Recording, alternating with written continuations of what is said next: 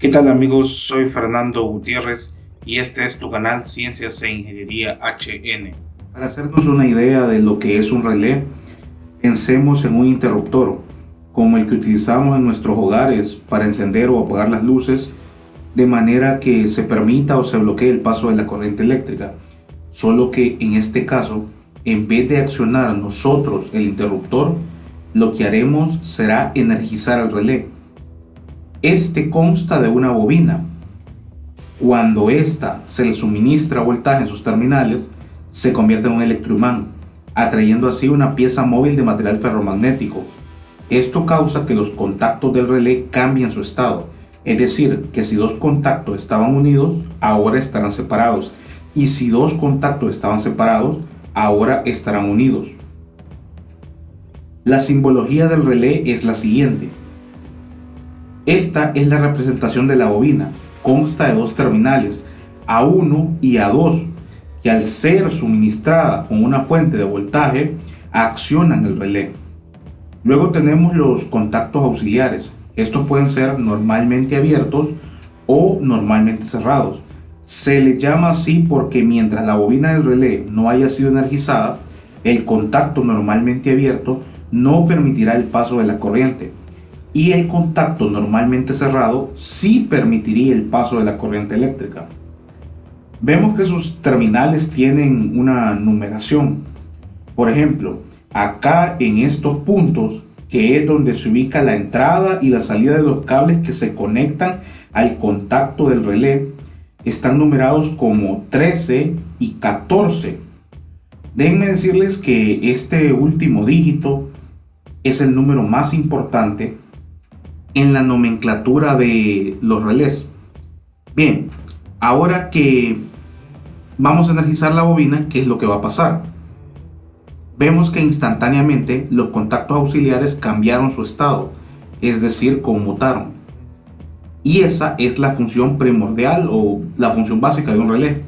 Volviendo al tema de la numeración, las terminaciones 1, 2 y 5, 6 indican que el contacto es normalmente cerrado, es decir, terminación 1 arriba y terminación 2 abajo, así como aquí, o bien podría ser 5 y 6.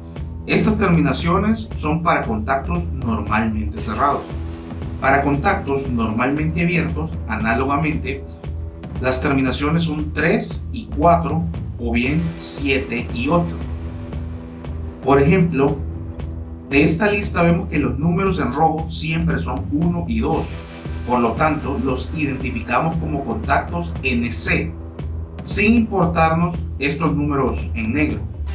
De la misma forma, los números en rojo nos indican que se trata de un contacto NA, o sea, aquí NC y aquí NA.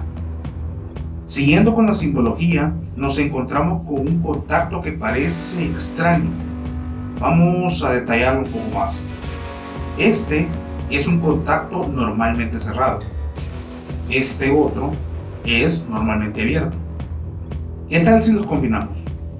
Si unimos las entradas en una entrada común, nos queda esto mismo.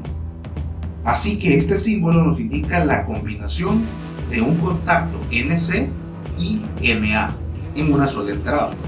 Acá vemos una imagen de un relé muy común y muy utilizado en los circuitos de control. Vemos que tiene 4 contactos auxiliares y las terminales de la bobina A1 y A2. Ahora nosotros identificamos qué tipo de contacto es viendo su numeración. 13 y 14 abierto, 21 y 22 cerrado, 31 y 32 cerrado, 43 y 44 abierto. Evidentemente acá el par dice si es abierto o es cerrado, pero conviene saber la nomenclatura y el significado de la numeración.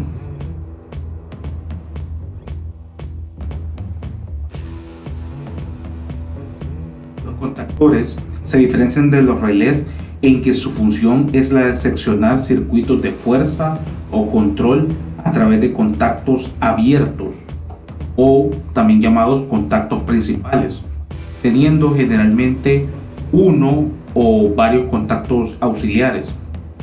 Los contactores tienen un rango de capacidad mucho más grande que los relés.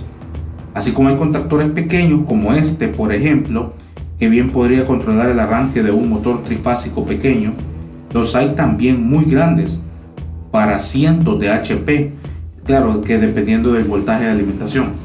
En cambio, los relés son más como de controlar, por ejemplo, el energizado de la bobina de un contactor. Los relés, lógicamente, son de menor capacidad.